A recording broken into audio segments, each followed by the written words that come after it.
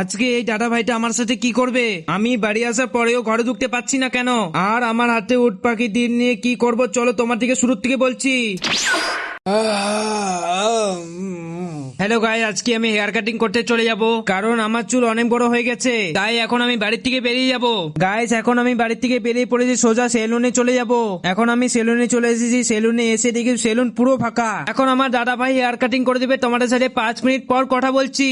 5 minutes later. তো guys, এখন আমার হেয়ার কাটিং করা হয়ে গেছে, আর আমাকে কেমন লাগছে তোমরা কমেন্টে জানাবা। এখন আমি সোজা বাড়ি চলে যাব। এখন আমি বাড়ি চলে এসেছি, কিন্তু মা তো আমাকে ঘরে ঢুকতে দিবে না, তাই এখন আমি স্নানে চলে যাব। এখন আমার স্নান করা হয়ে গেছে, তার সাথে ভাবলাম এখন আমি ডাব খাবো, তাই এখন আমি ডাব কেটে ফেলবো। তো গাইজ, আমার ডাব কাটা হয়ে গেছে, কিন্তু তোমাদের সাথে শেয়ার করতে পারিনি। এখন আমি ডাবের জলটা খেয়ে নিব, আর ডাবের জলটা খুবই খেতে মিষ্টি। তো এখন আমি ডাবের জল খাই, তোমরা সাবস্ক্রাইব করো। বাই।